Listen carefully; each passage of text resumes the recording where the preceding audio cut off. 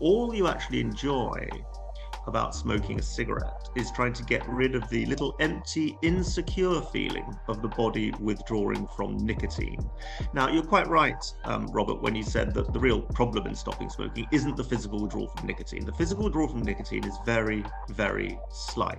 It's a little empty, insecure feeling, very similar to normal hunger, normal stress, and normal depression around the stomach area. Very, very slight.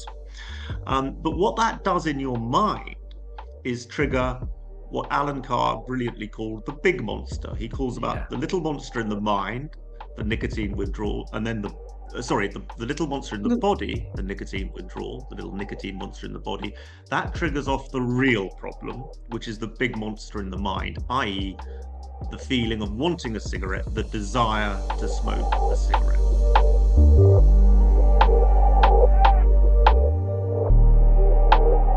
Let me do kind of the formal introduction of Robin, because I do have his information. Robin has an MA and an MBA, and he is the senior therapist and global chairman of Alan Carr's Easy Way Worldwide. And some of this information I got off the internet, some of it you sent to me, Robin, says you've spent last 35 years with Alan Carr's Easy Way. Does that sound about right? Been working. Yes, that's correct. Okay, good.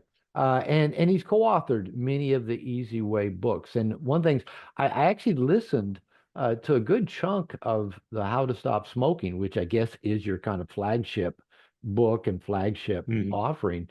I was listening to the audio of it for 2 days this last week. I was driving from California to Washington across Eastern California, Eastern Oregon. So I was listening to the smoking version. And one thing I really like is that you guys keep updating the books, because even as I was reading the Easy Way to Exercise, I went online and quickly found out Alan Carr's been dead for a while, but yet there were references in the book that made it sound pretty modern. And I like that. I like that you guys keep updating them, keeping them current. So even though Robin's been with them for 35 years, the information in the books is very up to date and current. Now, Perplexity, ChatGPT, told me that there's around 128 Alan Carr Easy Way books in total. They've been translated into more than 45 language, and the most popular one being The Easy Way to Stop Smoking, which helped over 50 million people worldwide to quit smoking. Does that sound about right? Over 50 million people through your clinics and Yeah, that books? sounds about right, Robert. Yeah. That's a Yeah. lot of non-smokers out there in the world. That's making the world a better place. I'm grateful for all the people you've helped quit smoking, so I don't have to breathe their smoke. You guys, the Alan Carr series also has books on alcohol, emotional eating, sugar addiction, caffeine, gambling, cocaine, even debt, overcoming the fear of flying, and the easy way to enjoy exercise. And so, Persia, why don't you just give us a little short, intro to what is your role with Easy Way? So I joined Easy Way not that long ago. I started with doing some of the editing, and I now produce the first drafts of all the new books. We've just finished one on vaping for young people and anxiety, and I'm also suggesting new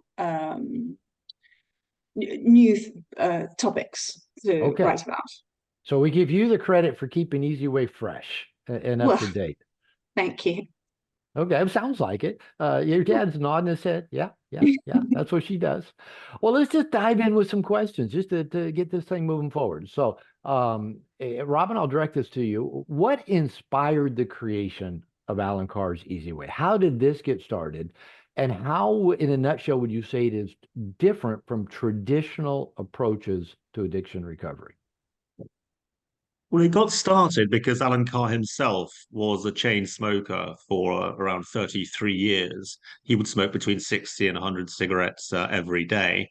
And he tried all other methods to stop and failed abysmally. And then he read a little scientific journal on nicotine addiction. And it was really that which turned on the light bulb in his mind and got him to understand why he felt he couldn't stop previously, and that enabled him to stop immediately and painlessly, permanently, without willpower. And he was as amazed as everybody else that this had happened. And he deconstructed why it had happened. And then he thought, well, if I can communicate this information to other smokers, then they can do the same thing. And so he started doing that in one-to-one sessions. They lasted a few hours. He would talk to people, and then that developed into group sessions. And they were very, very successful very, very quickly. Then a couple of years later, he was inundated with people. He couldn't treat the amount of people that came to see him, all through word of mouth. He didn't advertise. So he wrote this book, which you mentioned earlier, which has been really a publishing phenomenon. I mean, easily by about, I think, 20-fold the most successful title on stopping smoking of all time. And so that's how that all started. And now there was a second thread to your question, Robert, which I'm afraid I've already forgotten. Okay, that? Yeah, I can do that. I tend to stack the questions sometimes. All right, so he read a journal about nicotine, and I've listened, like I said, to a big chunk of the Stop Smoking book. I do have to say, one of the things that is interesting about the approach is that he's saying, there's assignments in there to basically smoke a cigarette, during parts of while you're listening or reading. I don't know if reading it gives the same effect of listening to it, because listening to it, you're kind of, listening to like somebody almost leading you in a seminar. And so, like, while there's various parts of it, he said, all right, he gives some specific assignment. He said, don't try to quit till you're done with the book, right? When you're done with the book, you'll be ready to stop. You'll smoke your last cigarette. Well, because I don't smoke, I'm just kind of listening more for the information, kind of trying to listen in what's underneath, the dynamic of how this works. Now, I do have to admit, I did stop in the Dalles, Oregon, after driving across Eastern Oregon for hours. And I stopped at a truck stop. I didn't buy cigarettes, but I did buy a bag of nacho cheese Doritos and a can of Red Bull, just so I could have the experience of like, eating some junk food and drinking something that's bad for me, since I couldn't, smoke a cigarette along with it. So that was my own contribution to trying to understand what it's like for somebody listening while they're smoking a cigarette. But one of the things that was really interesting to me is he said that nicotine addiction is not that strong of addiction. It actually leaves your system pretty quickly. And all the discomfort that we feel tends to not be about the actual nicotine or our brain's dependence on the nicotine, but about other things. So the second part of the question I asked was, what made his approach different than other approaches? It wasn't just because he read a scientific novel article. What was transformative about what he did that other people weren't doing prior? Right. Well, virtually all other methods focus on the disadvantages of smoking. They tell smokers what they know already, like it's killing you, costing you a fortune, filthy, disgusting, controlling your life. And, if you can just stick in there with willpower and resist the desire to smoke, then eventually you hope the craving will go. Now, I tried this. Oh, and I got involved in Silly because I was a heavy smoker myself, and I saw Okay. Alan Carr very early on. Alan himself tried this. I tried this. Most people try willpower initially, and that's the basis for most methods. Now, what people find is, well, for a start, willpower method has a very, very low success rate. But also, even when people do manage to succeed, and I sort of put that in inverted commas because success on the willpower method is essentially not smoking a cigarette. That's how success is defined. They carry on not feeling entirely free from the addiction. They carry on wanting a cigarette, but having to use willpower to resist the temptation. So what we do is focus on completely the other side of the tug of war. We don't tell people what they know already and why they shouldn't smoke. They know that already. That's why they sought our help in the first place. we explain to them the other side of the tug of war. Why do you smoke? Focus on that side, because you don't smoke for the reasons you shouldn't smoke. You smoke for the reasons you do smoke, such as I enjoy it. It relieves stress. It helps me to relax. I like the taste. I can't imagine enjoying a meal or a drink, or a cup of coffee or whatever, without a cigarette. Um, Even getting up in the morning without a cigarette was unthinkable for me before I discovered this method. So all these things, and what we do is we deconstruct all these false beliefs that people have formed in their minds, these illusions, what Alan Carr calls the brainwashing. Because in Right. reality, cigarettes do not help you to relieve stress, they cause stress. In reality, no smoker has ever enjoyed smoking a cigarette. All you actually enjoy, and this is where the nicotine addiction comes in, all you actually enjoy about smoking a cigarette is trying to get rid of the little empty, insecure feeling of the body withdrawing from nicotine. Now, you're quite right, Robert, when you said that the real problem in stopping smoking isn't the physical withdrawal from nicotine. The physical withdrawal from nicotine is very, very slight. It's a little empty, insecure feeling, very similar to normal hunger, normal stress, and normal depression around the stomach area. Very, very slight. But what that does in your mind is trigger what Alan Carr brilliantly called the big monster. He calls Yeah. about the little monster in the mind, the nicotine withdrawal, and then the little monster in the Look, body, the nicotine withdrawal, the little nicotine monster in the body. That triggers off the real problem, which is the big monster in the mind, i.e., the feeling of wanting a cigarette, the desire to smoke a cigarette. Now, the difficulty in stopping smoking is not the physical withdrawal from nicotine. The physical withdrawal from nicotine goes over the first couple of days and is very, very slight. The difficulty is getting rid of this desire to smoke, getting rid of the feeling that you're being deprived, the feeling that you're making a sacrifice. And this feeling is the result of these illusions that I mentioned earlier. And what the Alan Carr method brilliantly does is deconstruct those illusions, eradicate them. It explains to you that there is no genuine pleasure in smoking. I mean, one of the brilliant analogies that Alan created was it's like putting on tight shoes in order to get the pleasure of taking them off. Now, and what he means by that is when you smoke a cigarette, all you're really enjoying is getting rid of the aggravation of the body withdrawing from nicotine. It's a very slight thing. It's a little empty, insecure feeling. You feel slightly on edge. You light up a cigarette and you feel more relaxed at that moment. And therefore, you're fooled into believing that cigarette helps you to relax and that you enjoy it. However, all you're actually trying to do is get rid of your withdrawal from nicotine, which you never suffered anyway before you became a nicotine addict. All you're really trying to do is get back to that state of peace, tranquility, and comfort that you had before you smoked that first cigarette and became addicted to nicotine. So that is the essential principle of the method. We say, forget about the bad side. Let's focus on why you do it. What are you actually going to be missing out on when you stop? Is it a genuine pleasure? Is it a genuine crush? Does it relieve stress? All these things you think that it does for you, let's really analyze them. And we do analyze them to death until everybody gets the message.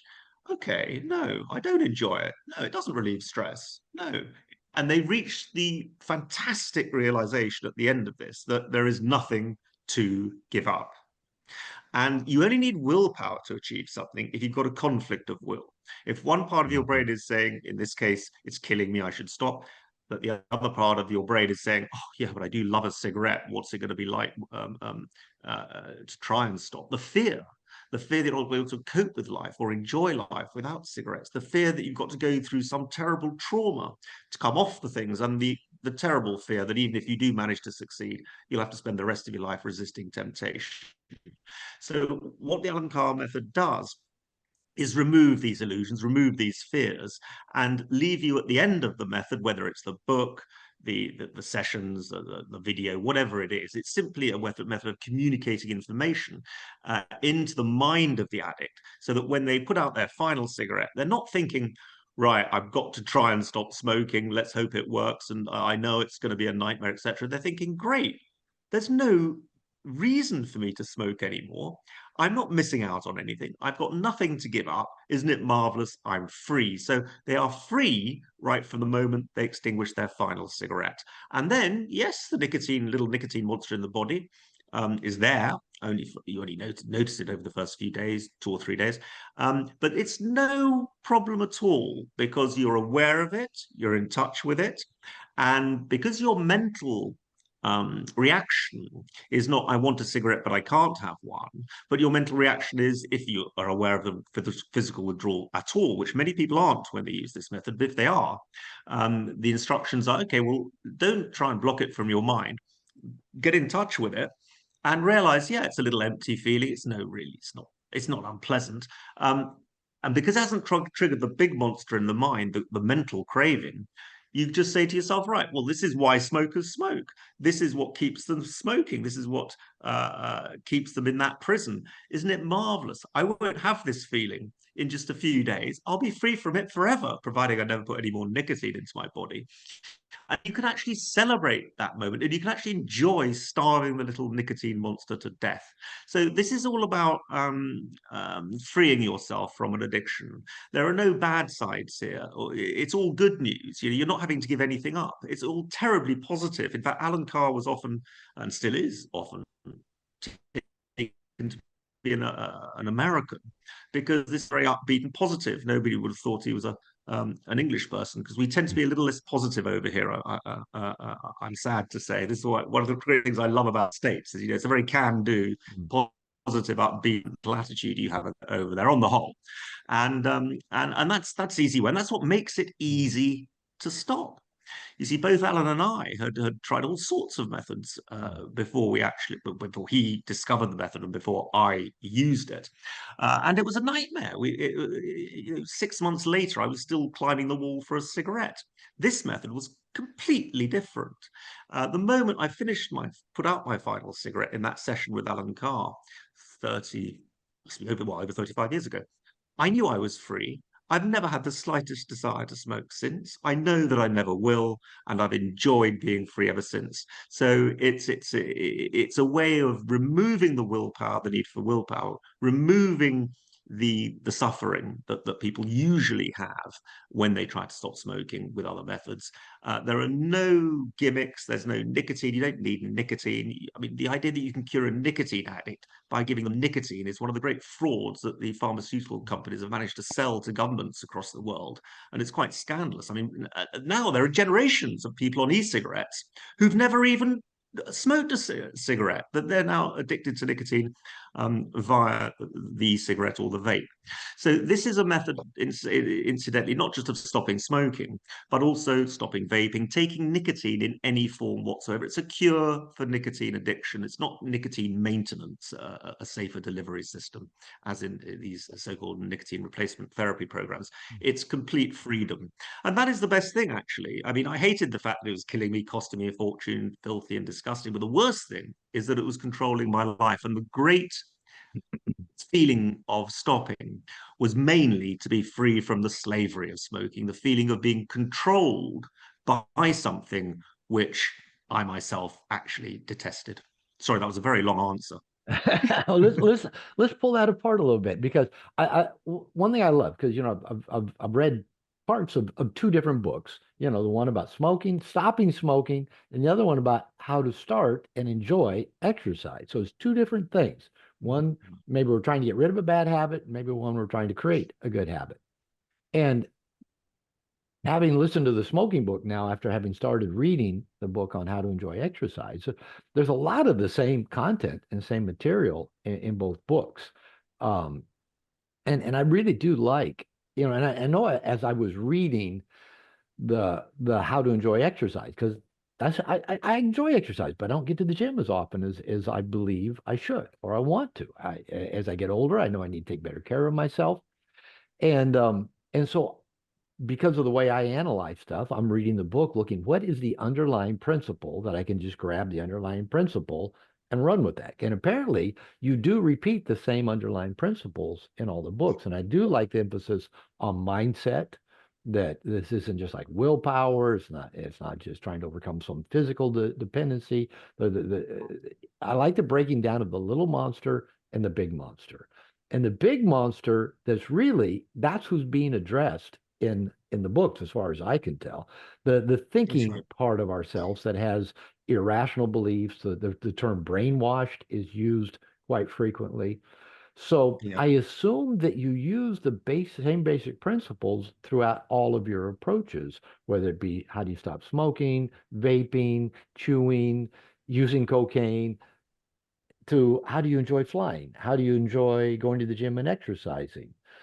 How do you make that leap? Kind of walk me through it. How do you get from the leap of stopping using mindset to stop doing something bad for you, getting the big, yeah, dealing with the big monster, not just focus on the little one, and how do you make that leap over to engaging in things that you want to?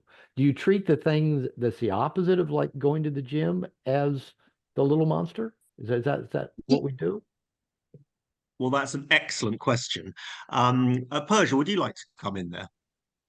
Yeah, I can. So it's rather interesting with the exercise book. There obviously isn't a little monster. There isn't a physical addiction to not exercising. That said, there is an addiction to a mental addiction to not exercising. So this happens with me. I also didn't go to the gym as much as I wanted to because you come back from work, you get on the sofa and you're like, oh, I know the gym's going to be so difficult on my body. I'm going to hurt afterwards. I'm going to treat myself and not go to the gym. And then I felt like I've gotten a little treat. And that's how it starts. You become addicted to the sensation of like skiving off the exercising. So the following day, I come back from work, I sit on the sofa, I go, yeah, I still don't really want to go to the gym. And then again, you feel like it's a reward. But after a while, you start to think, well, actually, I did kind of want to go to the gym. I don't understand. I seem to be having a blockage. And that's the big monster in the head that we're Hmm. tackling, that little blockage going, oh, well, maybe don't go to the gym and It's skybox, going to watch be it. too hard. It takes too much time. Yeah, I'll be too tired. I'd rather just relax, watch a TV show, read a book, have a good meal. yeah, exactly. And that's the mental part of addiction, because what Alan Carr's all about is that with addiction is 99% mental, 1% physical. Obviously, we're not physically addicted to not going to the gym, but that's how you can apply this method to things that are not addictions in the traditional sense. Um, so yeah, I mean, it's essentially with exercising, it's you're addicted to the feeling of skiving off on your exercising. And then you go through, well, why is that? And you break down all of those reasons.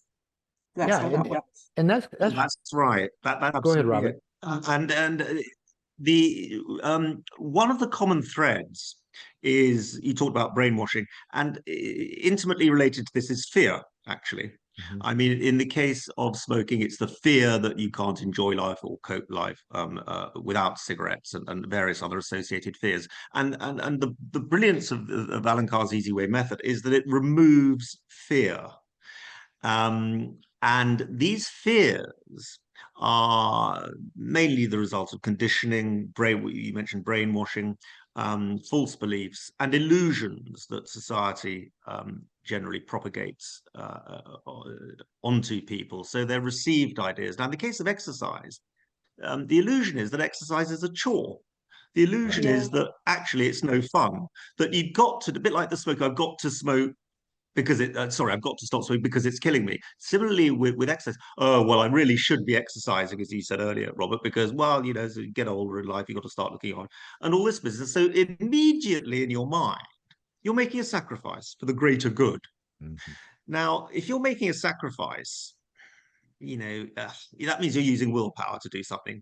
Now, while you're doing it, it's not that great because you're using willpower, and the tendency is for your willpower eventually to run out, and then you start doing what Persia said, skiving off.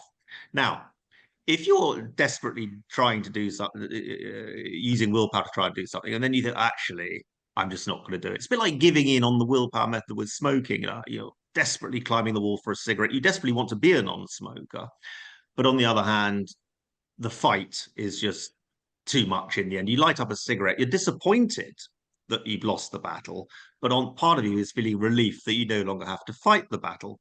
Now, in the case of the exercise thing, when you give in and you think, oh, actually, no, I'm not going to go to the gym, I'm going to order a pizza or something instead. The feeling is, oh, well, I don't have that fight anymore. And that's what the skiving off business, and that's what you can become addicted to. You don't necessarily become addicted to eating pizza or going on social media or whatever else you do substitute with go to in the belief you're going to have more pleasure.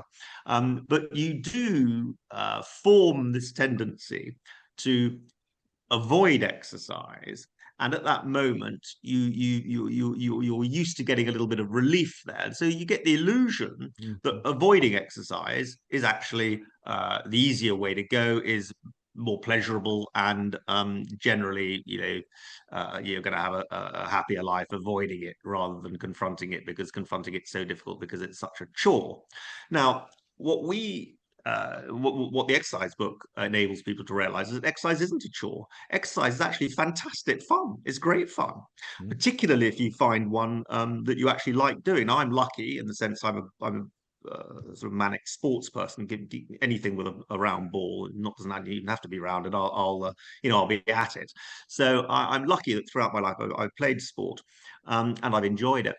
A lot of people, because they may not be sporting in that sense, and because society's attitude towards exercise has always been, well, yeah, you should do it. You try and guilt you into doing it. It's something that you should do in order for the greater good, And it's but also not as an end in itself. Yeah, go on. it's also really negative. All the things around sport is feel the burn. I mean, I don't want to feel a Yes. burning in my sensation in my body. I want to feel good. Yeah, As it just even no the pain, language no is pain, no gain, exactly right? no pain, Yeah, no the gain. best Another one. good one. Mhm. Yeah, I mean, just the way we talk about exercise tends to be rather negative, and that makes people not want to do it. And we Well, try to and remove that brainwashing. so this was how you guys framed it really was helpful for me, because Robin, like you, I've been active all my life. I played sports. I enjoy being active. I've often gone to the gym quite regularly, but it's only been kind of the last few years of my life that it's felt like a chore to get into the gym. And so in reading your material, both the smoking and the, how to, the easy way to enjoy exercise, really coming away with mindset being a key, with the brainwashing. A big piece, you mentioned fear, but in the books you mentioned deprivation a lot. The smoker, well, I'll never be Yeah. able to smoke a cigarette again. And when I was reading the book on exercise, what really hit me was my deprivation was, I won't be able to enjoy just relaxing, just kicking back, because I'm so busy. I've got so much to do. I've got so many demands, and exercise just felt like one more demand. And if I schedule that in and I make myself do it, I'll miss out on getting to just kick back and relax every now and then. Kind of like the smoker goes, I'm going to miss out on getting a cigarette after a meal, or, after a conversation, or after sex, or whatever, their story is. So I do like deconstructing the story, and I realized, yeah, I do like moving my body. I do enjoy exercise. I actually enjoy a little bit of soreness after I've been to the gym, but I had actually my big monster had made almost an addiction to comfort. I need to be able to know I can relax and lay down and rest my body because I work so hard. I'm going all the time, and I just need to be able, it's probably like the smoker. I just need to know I can have that cigarette when I'm stressed, when I'm anxious, when I want, to just, relax myself. So it was helpful for me to just kind of turn around in that way to say, I do like exercise. I do enjoy being at the gym. I do enjoy being around people. I do enjoy challenging myself. And I can still relax when I want to. I can still relax when I need to. Going to the gym doesn't rule out me getting to relax. So it did help me work on that big monster, just the mindset, the internal brainwashing that nobody did to me, I don't think. I think I kind of did it to myself as I got busier, busier, busier, as my life got more demanding. Oh, it's just one more demand. And oh, I'd rather save the time to just relax and rest a little bit. So that's been helpful, to change the thinking part, the mindset part of it, and not have to depend on willpower or even trying to talk myself into going to the gym. It's just kind of deconstructing that internal dialogue that had been going on beneath the surface. Yeah, that makes a lot of sense. I mean, when you do skive off from exercise, I love that it's at the phrase. That's back that's of got to your be a mind. British. That's got to be a British phrase. I've never heard it before. There's so many Oh. British terms Ah, I love. So yeah, I'm skiving afraid off. it I'm going probably to work that is. into my dialogue. I'm going to find a way to use that word I'm more not regularly. sure what the American term might Goofing be, but off, I think you probably maybe understand what I'm saying. Yeah, chilling. probably I don't something know. like that. Yeah. Yeah. It's avoiding doing something that you feel you should be doing, like work, for example. But yeah, when you do Skybox, and you're sitting there, I don't know, watching television, eating a pizza instead or something. At the back of your mind, you might think you're relaxing at that moment, but at the back of your mind, you won't be completely relaxed because you'll be thinking, well, actually, I should be down the gym, really, Yeah, whether I should be. consciously or And often unconsciously. I'm scrolling And sports apps to just seeing what's new in sport, and I'm thinking that's not even really relaxing either. My mind's not no, winding down and exactly. getting That's calm. exactly it. So yeah, it's The that brainwashing it's that is that big monster. you're more relaxed skiving off than you are actually doing exercise. That's part of the brainwashing. You see, I mean, exercise itself could be great fun while you're actually doing it, and it's fantastic afterwards because you get that really nice feel good feeling after exercise where the dopamine sort of coursing through your body, and you feel re- rest, you actually feel energized after exercise, but physically energized and mentally relaxed, which is great. It's a fantastic feeling. So if you want genuine relaxation, in fact, exercise is a great route to achieve that. So Yeah. especially listening to the smoking book, I can be somewhat cynical and somewhat and I'm also I like to deconstruct things and to go, okay, what's happening here? Why does this work? And as I'm listening to it, and the cynic part of me in the book, at least in the smoking book, but I have a feeling maybe they're all pretty similar. They'll repeat the same analogy or metaphor multiple times. Mm. Repeatedly, you put on a too tight pair of shoes so you can take them off. Repeatedly, what would you think of somebody that stole $100 from your bank account and you didn't know it and generously gave you $10? You know, well, Mm. trying to push on a door with no knob by pushing on the hinge side of the door is always going to, take a lot of work. It's not going to work well. It's easy to just push on. The Mm. repeating the same, analogies, sometimes a little bit different Mm. phrasing, but sometimes almost identical, repeatedly. Mm. And so part of the cynic in me goes, oh, I can see why they set this up to where at the end of the book you smoke your last cigarette and you're done. And I'm thinking, I've heard these metaphors so many times. I'm ready to smoke my last cigarette and be done listening. I'm ready to be because there's so much the same things are get repeated over and over and over. I got it. I got it. I got it. Let me just smoke my last cigarette so I can quit hearing about the too tight pair of shoes. So I can quit hearing about the guy that stole $100 or took my roof tiles and tried to sell my roof tiles back to me. So the part, but the beauty of it is that actually works. And as I was listening to it, something hit me after a few hours. And I don't know if you see it this way or not, but I wanted to ask you because I don't know if the books are like the seminars that you do or the group thing. But what I realized in my mind, listening to the smoking book was like listening to a hypnotic induction. It was talking to my subconscious mind. It was creating the belief that there's going to be success at the end of it.